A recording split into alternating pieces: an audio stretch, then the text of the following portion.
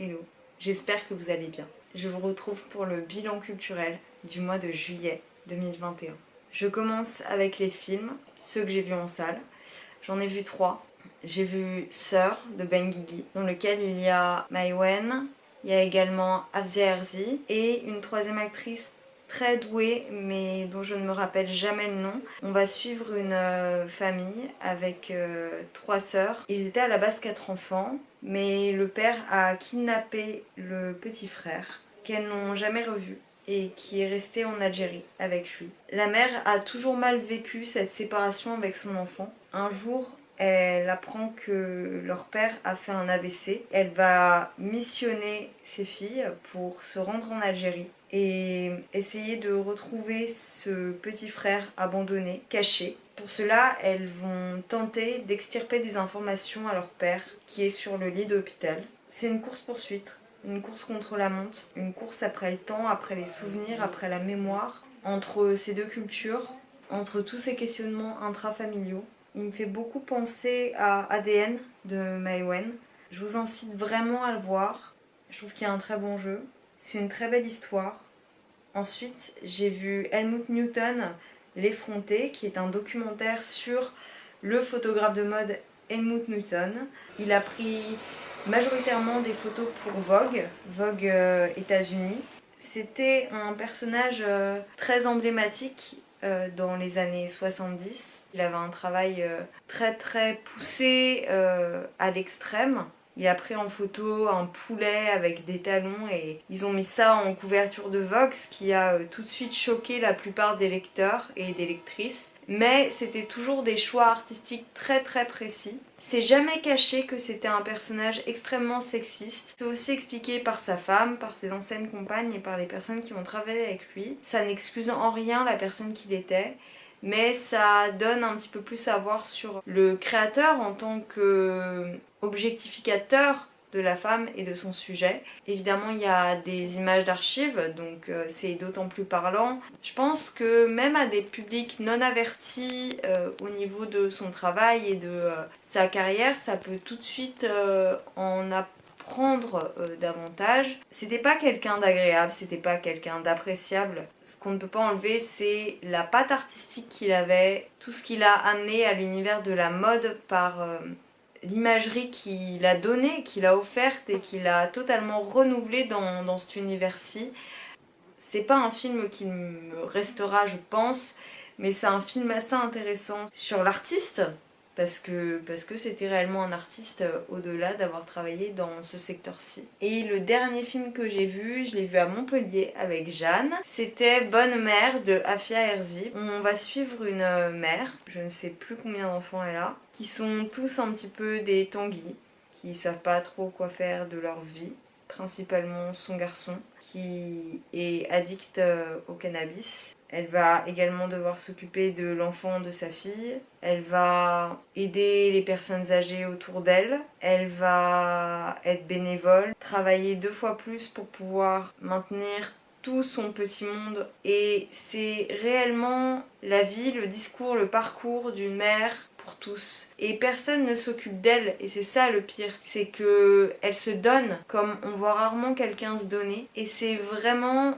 la figure de la dévotion en son essence. C'est très tendre, très doux. C'est jamais souligné avec vulgarité à outrance. Elle avait déjà le don dans le premier film de souligner des choses sans le dire ouvertement de façon totalement criarde. Et là c'est d'autant plus le cas. C'est toujours quelque chose de dit bien évidemment, mais qui n'est jamais plaqué sur le visage des spectateurs de façon totalement omnipotente, omniprésente. Il y a une lumière assez orangée, donne un côté très chaleureux au plan. Je vous le conseille, c'est très tendre dans la difficulté que ça montre, dans la difficulté que c'est d'être mère pour tous et toutes. Ensuite, je vais vous parler des films que j'ai vus toute seule chez moi. Grâce à Mubi, j'ai pu voir Sois belle et tais-toi de Serig, qui est une série d'interviews de plusieurs femmes du cinéma, notamment et principalement des actrices, qui relatent de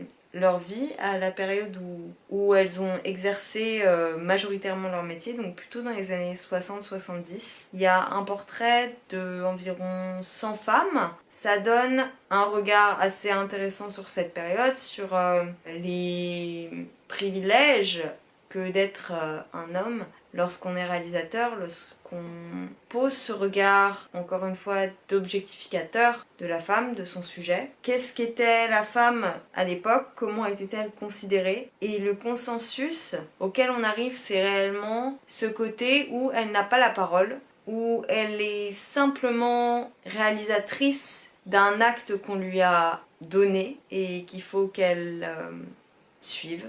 C'est instauré et elle n'a pas son mot à dire. Ça montre bien tout le côté sexualisant qu'il y avait à cette époque, mais ça montre des femmes qui sont intelligentes, qui ont le pouvoir de comprendre ce que on leur a laissé. C'est un manifeste politique, hein. Concrètement, Seyrig, elle était extrêmement engagée. C'est l'une des personnes les plus importantes au niveau du féminisme aux États-Unis. Et je suis très contente parce qu'il y a énormément de films féministes qui arrivent sur Mubi. Il y a également un documentaire sur les féministes de Lyon, que je n'ai pas encore regardé, mais qui, à mon avis, donne tout à fait sens à ce propos-ci. Si vous avez accès à Mubi, je vous incite réellement à aller regarder Sois belle et tais-toi de Seyrig et tous les autres films féministes qu'ils ont mis en ligne et qui sont encore disponibles à l'heure actuelle. Après, j'ai également vu Santoine-Illois avec Sandrine Bonner de Agnès Varda. C'est l'histoire d'une jeune fille qui décède et c'est toute une enquête policière autour de cette mort et de est-ce que cette figure de l'ermite, de l'errance, elle est acceptable, acceptée, d'autant plus quand on est une femme. Et ça ouvre réellement les yeux une fois de plus sur ce parcours de femme et que de voyager en tant que femme et que d'être considérée comme une nomade avec toute la problématique que ça engendre quant à son genre, quant à la peur que ça peut donner, quant au danger que ça amène, que ça concrétise. Le tout de cette intrigue, c'est réellement savoir est-ce que c'était un accident, est-ce qu'elle s'est suicidée, est-ce que c'est dû à la température ou est-ce que c'est une mort qui a été faite volontairement par quelqu'un qu'elle aurait rencontré. Et on va suivre un fil narratif de retour dans le passé pour voir quelles sont les possibilités de cette mort. Varda, elle a un discours féministe même dans la fiction et c'est assez criant de vérité et c'est assez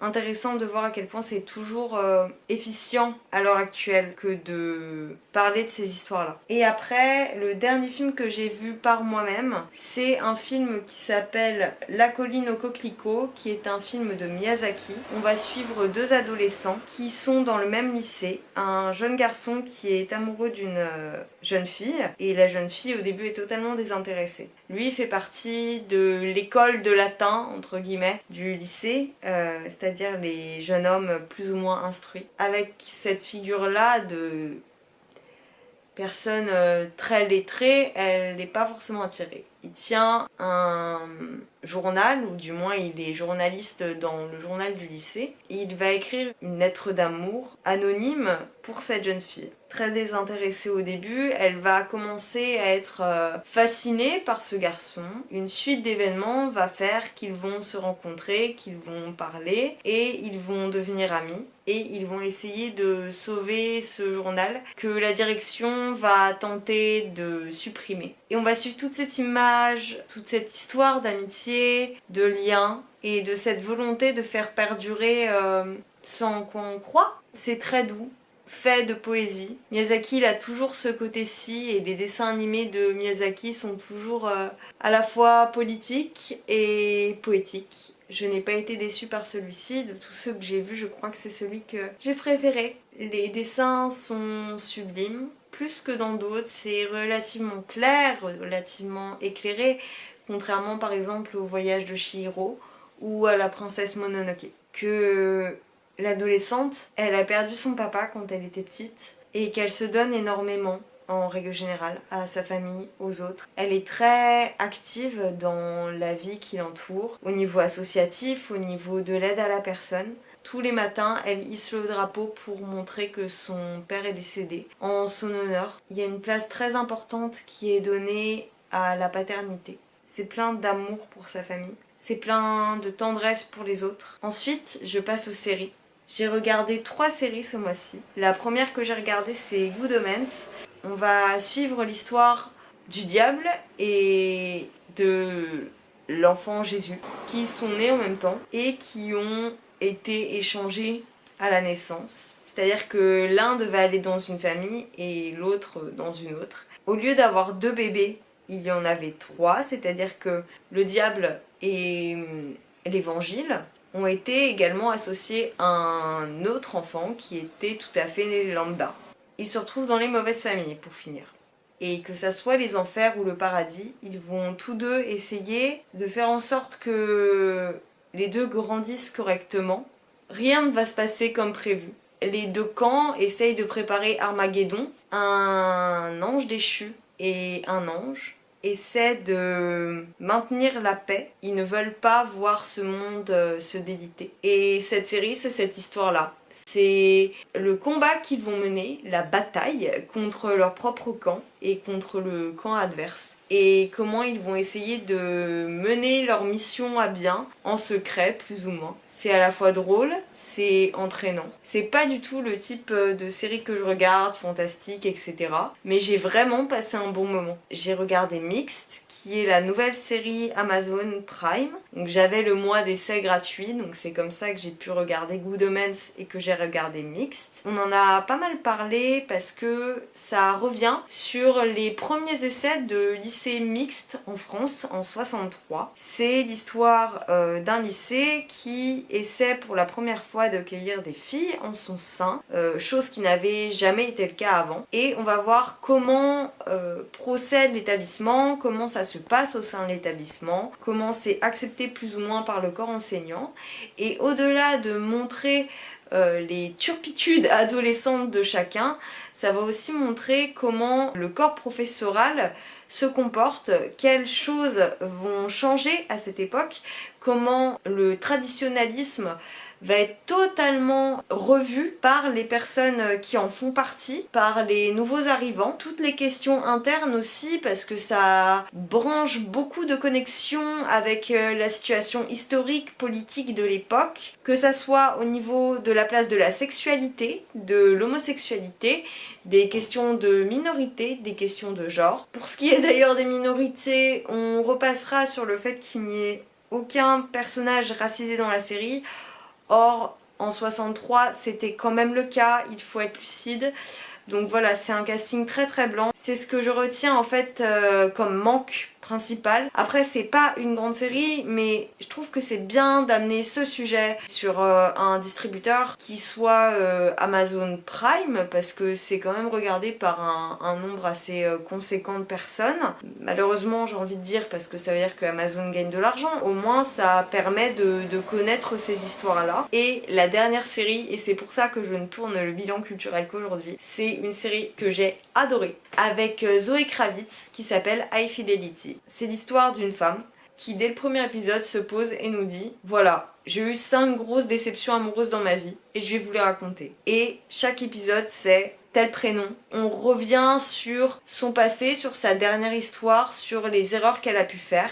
Elle est disquaire, donc forcément, il y a tout cet univers du disque. La BO est du coup excellente, vraiment. C'est plein de normalité en fait. Et c'est ça qui me plaît, c'est qu'il n'y a jamais de trop pas ou trop peu. Évidemment, il y a toute la personnalité de la fille qui est très très marquée, qui est parfois soulignée parce que elle a des comportements que, enfin moi personnellement j'aurais pas, que peut-être certaines personnes pourraient avoir, mais en tout cas moi ce n'est pas mon cas.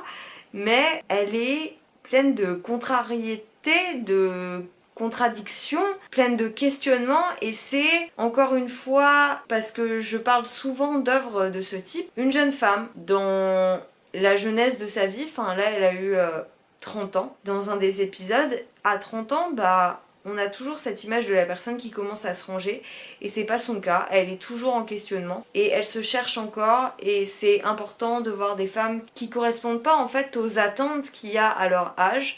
Elle est pleine de solitude, pleine d'envie de faire les choses et à la fois de flemmardise assez conséquente. Ça m'a beaucoup fait penser à Mouche, qui est la réadaptation de Fleabag, Fleabag que malheureusement je n'ai pas vu. Si vous avez un lien d'ailleurs, vous pouvez me le passer avec plaisir. Il y a là aussi des regards et des paroles caméra, donc on voit que c'est relativement inspiré de Fleabag, mais Zoé Kravitz est quand même très bonne et elle a ce regard plein de lascivité, plein de langueur, qui montre réellement que elle est dans ce personnage fatigué de la banalité de sa vie et de ce côté en attente constante. Donc vraiment High Fidelity, série que je recommande à 2000% sur OCS et MyCanal. Je passe ensuite au livre. J'ai lu 3 livres ce mois-ci. La promesse de l'aube de Romain Gary. La promesse de l'aube, c'est l'histoire d'un jeune homme. On sait que c'est plus ou moins une autobiographie de Gary et de sa relation à sa mère, de toute l'attente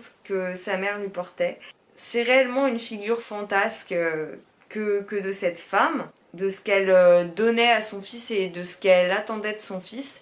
Elle se faisait un monde total de cet enfant. Elle lui disait « Tu seras mère, tu seras militaire, tu seras chef d'infanterie ». Elle le voyait maître du monde, son enfant. Et elle se construisait un monde comme si il était au-dessus de tout tellement elle l'aimait. On voit qu'elle avait des attentes qui étaient totalement en dehors des réalités. On voit toute la pression que ça peut amener et en même temps tout l'humour avec lequel c'est traité. Il y a des passages que j'ai trouvé tout de même relativement longs, notamment lorsqu'il est à l'armée et que ça cristallise totalement ce côté où c'est pas forcément ce qu'il veut faire. Toute cette attente qu'elle a portée sur lui dès l'enfance, on voit aussi la pression que ça lui a amené. Je me suis beaucoup ennuyée pendant quelques pages parce que il y avait toute cette description de l'aviation notamment, et moi c'est vraiment pas un univers qui me parle et qui sincèrement m'intéresse. C'est le point négatif. En fait, j'ai beaucoup aimé le début du roman. À la moitié, ça a commencé à s'essouffler et vers la fin, j'avais du mal. Mais pour le coup, Gary a toujours une plume hyper plaisante. C'est un auteur du 20e, classique entre guillemets, parce que maintenant il est vu et revu. Moi, je l'ai même étudié en fac. Il est simple à lire. Il y a un truc que je trouve assez commun et qu'on donne beaucoup à Pénac, c'est cet accès à la littérature pour tous. C'est pas écrit avec des tournures de phrases trop alambiquées. C'est vraiment accessible comme littérature et à la fois, ça en enlève pas toute la puissance et tout ce qui peut être plaisant dans ces mots. J'ai lu La Petite Mariée de Tagore, qui est un auteur indien. C'était un recueil de 2 nouvelles, donc La Petite Mariée et Le Soleil et les Nuages dans l'édition Folio 2 €. La Petite Mariée, on va suivre un jeune homme très lettré qui sort de l'université, qui est amoureux d'une jeune fille dans son village. Il souhaite se marier à elle. Vu que il a de quoi payer la dot, il va pouvoir se marier avec elle. Or, elle n'est pas du tout intéressée. Et on va suivre cette contrainte. Il n'y a pas d'agression quelconque, mais on voit ce rejet de la jeune fille pendant tout le long et ce jeune homme qui essaye tant bien que mal de faire mais qui fait mal. Et dans toute cette opposition, il y a quand même de la poésie et c'est assez fou. Tagore, je l'avais déjà vu mais j'en ai assez parlé dans mon vlog précédent. Je l'avais déjà vu pour mon bac de cinéma parce que Satyajit Ray, qui est l'un des plus grands réalisateurs indiens qui a été fait, a adapté plusieurs de ses romans, notamment Charulata, que j'ai étudié, qui est là encore empreint de poésie, parce que Tagore était empreint de poésie et que la caméra de Satyajit Ray était empreinte de poésie. Encore une fois, c'est prégnant de vérité sur les traditions qu'il y a en Inde, l'institution du mariage en Inde, toute la place de la famille dans cette institution et toute la place de la famille en règle générale. L'Inde, c'est aussi charrié par énormément de croyance et de spiritualité et on le retrouve dans cet écrit et on le retrouve en fait dans les œuvres qu'on peut voir de ce pays. J'en dis pas plus parce que le livre est relativement court. Je trouve qu'on parle pas assez de littérature indienne. Pour le coup, j'étais très contente de trouver Tagore parce qu'on trouve très peu de ses œuvres. Donc si vous tombez sur ce petit ouvrage, je vous conseille grandement parce que ça peut vraiment donner une porte d'entrée. Et moi, ça m'a vraiment plu de le lire. Et le dernier livre que j'ai lu, c'est un livre en anglais et je vous en ai déjà parlé dans les 2 derniers bilans culturels. Je pense que vous commencez à le savoir, mais que vous commencez à en avoir marre si vous n'avez pas lu. Il s'agit de Deborah Levy. Deborah Levy, j'ai lu l'un de ses premiers ouvrages qui est Swimming Home. On va suivre une famille avec le père qui s'appelle Joe, sa femme et sa fille. Ils arrivent dans le sud de la France à côté de Nice et ils vont y passer des vacances dans une sublime maison. C'est des gens argentés. Et ils vont rencontrer Kitty Finch. Et Kitty Finch, c'est une femme qui est toujours dans la provocation, qui se balade à moitié nue sur le bord de la piscine et qui attire, et au sein de cette relation qui bat plus ou moins de l'aile entre le couple, elle va s'immiscer et elle va créer une forme de séduction avec Joe. Et on va suivre ça et on va essayer de trouver qui est cette Kitty Finch et pourquoi elle fait ça et pourquoi elle donne tant de fascination et au père et à l'enfant qu'il y a. Il y a une relation de détestation et d'adoration entre ces personnes parce que la femme accepte qu'elle reste là. Et on voit également cette lassitude dans le couple, ce questionnement, ce détachement, ce lien qui se crée, qui n'est pas forcément sain, mais qui est là et qui s'instaure et qui avance au fur et à mesure. Et à la fois c'est une histoire d'amour, c'est une histoire de relation et on a l'impression que c'est aussi une enquête et c'est ça qui est intéressant. Et j'avais pas lu Deborah Levy sous cet aspect. C'est un livre que j'ai un peu moins aimé que sa biographie, mais il n'en reste pas moins intéressant. Il n'est pas paru en français, mais si vous lisez en anglais et s'il peut vous intéresser. Je passe ensuite à la musique et au podcast. En musique, j'ai réécouté des albums que j'avais déjà écoutés avant, notamment Chaleur humaine de Christine and the Queens, album que j'avais pas écouté depuis des années, mais je l'avais déjà passé en boucle.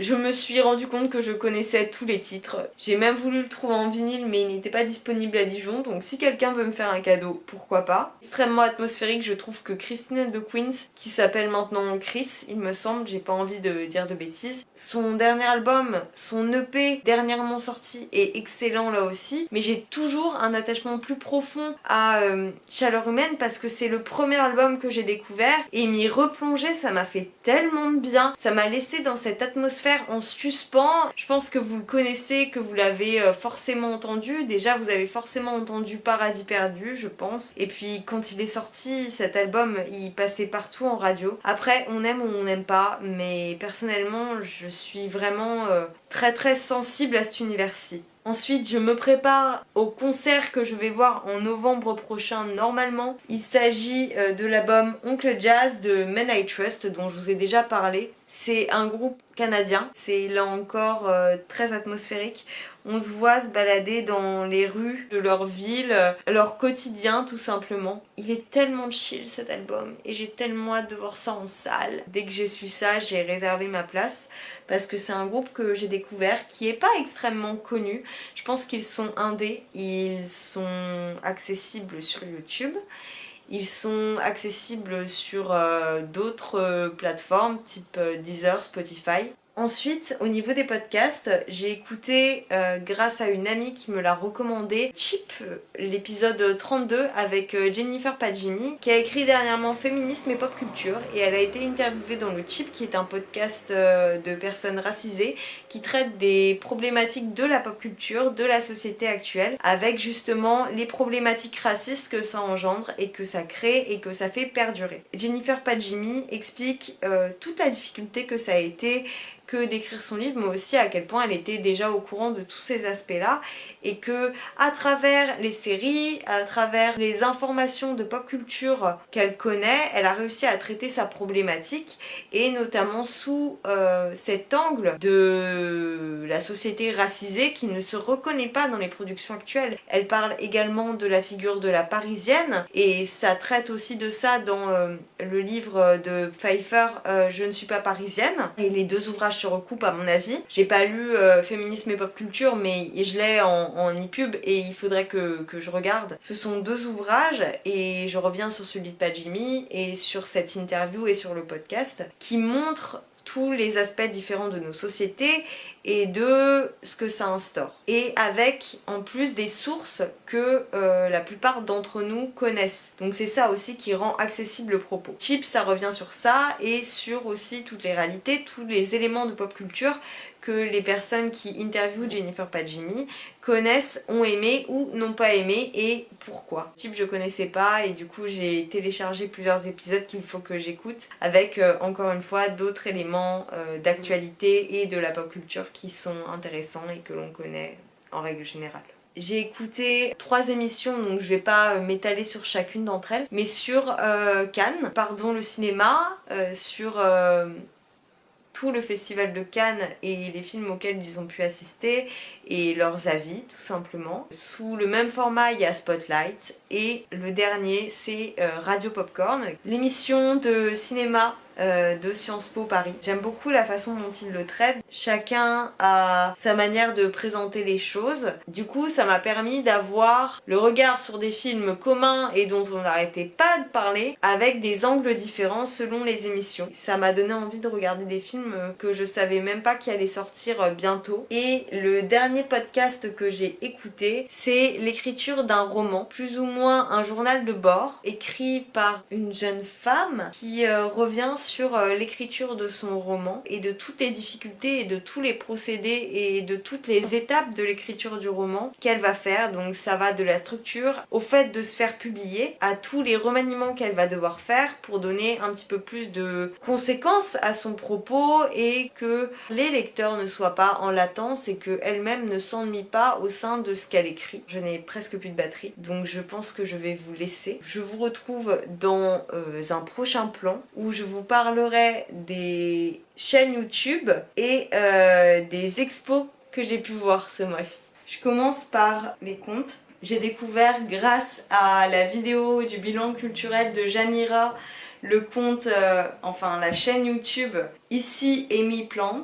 Elle a fait beaucoup de vidéos explicatives sur internet, sur les dangers d'internet, notamment sur le dark web. Elle a fait une vidéo très touchante, c'est la première que j'ai vue mais c'est vraiment celle que je retiens, où elle a essayé de recréer une photo qu'elle avait prise enfant et elle est retournée voir sa grand-mère en Roumanie. Elle a cherché pendant tout son voyage la rue où elle avait pris une photo d'une famille pour la recréer maintenant. Sa chaîne en son entièreté est hyper intéressante. Il y a tout un questionnement sur elle-même, sur le fait de devenir adulte et c'est très plaisant à regarder. Ensuite, je vais vous parler de The Book Léo, qui est une chaîne anglophone et qui, comme son nom l'indique, parle de livres. Elle lit des choses assez variées et elle fait également des vidéos sur comment réussir à lire de façon critique, comment elle annote ses livres. Il me semble qu'elle a fait une vidéo sur son bullet journal aussi. De l'organisation au niveau de la littérature, au niveau voilà, de ses lectures, mais c'est surtout des revues. Je la trouve toujours intéressante, pertinente dans ses avis. Et ensuite, j'ai regardé la chaîne de Naina Florence grâce à Jeanne qui me l'a fait découvrir. Elle fait principalement des vlogs. Elle a vécu à Édimbourg. Elle était étudiante à Édimbourg. Là, il me semble qu'elle a terminé ou du moins elle est en vacances. Très agréable à regarder. Elle est très calme, très posée et elle a l'air fiable. Ces vlogs me font un petit peu penser à ceux de Where I Live. Et j'en ai déjà parlé, mais c'est l'une des youtubeuses que je suis le plus et qui est le plus honnête à mon sens. Je vous parle rapidement de NJD Jane qui pareillement fait des études et fait principalement des vlogs autour de ça. Là je sais qu'elle a fait aussi une vidéo sur comment elle a réussi à trouver des aides pour elle dans la vie grâce à la science. Je trouve ça assez intéressant mais je l'ai pas encore regardé. Je suis pas du tout encline à la science mais ça peut être étonnant que de voir ce qu'elle propose et elle fait voilà des vidéos explicatives plus ou moins sur des éléments de la vie. Voilà pour les chaînes YouTube. Et ensuite au niveau des expos, j'ai eu la chance de partir un petit peu en vacances, 5 jours je crois, à Montpellier où je suis allée voir Jeanne, Fox in the Wood, sur Instagram. J'ai été hyper heureuse de vivre ça avec elle. C'est quelqu'un qui connaît très bien la ville et qui porte un amour. Elle ne m'a fait que l'aimer. Et elle m'a fait découvrir la Maison Fabre, plus ou moins le musée des Beaux-Arts de Montpellier. Il y avait des expositions, notamment celle de Pierre Arnal, qui m'a beaucoup plu. Il y avait 3 artistes qui étaient exposés, mais c'est lui qui a retenu le plus mon attention. Il travaille beaucoup sur les découpes, sur le fait de froisser du tissu, les collages. l'œuvre qui m'a le plus parlé et c'est réellement la dernière qui est exposée où c'était la salle des collages et où il a pris plein de cartes du monde pour les assembler les unes ensemble et défaire totalement le plan de la planète. Et ça donne une impression, que ça soit de loin ou de près, qui est envoûtante. C'est de l'art contemporain comme je l'aime et je vous incite réellement à regarder. Ce que j'ai beaucoup retenu aussi de l'exposition, c'est que il mettait à l'honneur des artistes qui sont de la région. Et c'est hyper important que de faire vivre les artistes du territoire. Du coup, en allant également au musée Fabre, j'ai eu l'occasion de voir des œuvres du Cabanel. C'est incroyable de voir ces peintures face à soi. Lorsqu'on ne les a vues qu'en photo sur internet en format JPEG, on voit toute la texture, tous les reflets, les placements de la peinture qui ont été décidés par l'artiste et c'est sublime. Enfin, Jeanne m'a également emmenée à la partie du MoCo qui s'appelle la Panacée. Donc c'est un lieu qui n'est pas dans le MoCo qui est le musée d'art contemporain de la ville de Montpellier. Et il y avait une exposition sur les mouvements féministes, notamment sur Marilyn Minter, qui, à partir de photos, fait des assemblages, qui a mis plusieurs calques sur Photoshop pour n'en faire qu'un corps et lui donner une impression de flou derrière une vitre avec de l'eau qui coule. Elle utilise plusieurs matières, plusieurs outils. Il me semble qu'elle a fait à l'huile, qu'elle a fait au crayon de couleur également. Plus encore que Pierre Arnal, c'est envoûtant parce qu'on a réellement l'impression que ce sont des photos qu'on a face à soi. Et elle a fait un travail incroyable sur l'assemblage d'éléments pour ne former qu'une unité. Ce qui était génial aussi, c'était le couloir qui liait deux expositions, donc celle de Minter, mais également de la seconde artiste dont j'ai oublié le nom, mais qui était très douée également, même si j'ai moins retenu son travail. Du moins j'y étais beaucoup moins sensible. Quoi qu'il en soit, le couloir reprenait plus ou moins l'histoire du féminisme. Ça revenait sur tous les mouvements et tous les éléments du féminisme qui ont marqué l'histoire. Il y a les gender studies, tous les mouvements états-uniens, c'est classé par année, par ordre chronologique. C'est aussi fait de façon très ludique et esthétique. On voit à quel point il y a de l'engagement derrière cette exposition et on voit aussi qu'il y a eu un travail de fond fait par le commissaire et je peux retenir que ça. Vraiment, c'est un musée d'art contemporain qui m'a fait extrêmement plaisir à découvrir. Quoi qu'il en soit, j'ai adoré ces musées, j'ai adoré découvrir la ville de Montpellier. J'en avais une image assez négative et j'ai vraiment réussi à m'y plaire. Il y a des places partout, les lieux sont magnifiques, les bâtiments sont sublimes. Je peux que vous inciter à faire ces deux musées et à vous rendre à Montpellier en règle générale. Voilà, je crois que cette vidéo est terminée. J'espère qu'elle vous a plu. Si c'est le cas, vous pouvez aimer, laisser un commentaire, venir me parler sur Instagram si vous avez d'autres choses à me dire, si vous avez aimé, lu, vu, écouté du contenu dont j'ai parlé ou si ça peut vous intéresser. Quoi qu'il en soit, tous mes réseaux sociaux seront en barre d'infos et puis moi je vous retrouve pour la prochaine vidéo. Ciao!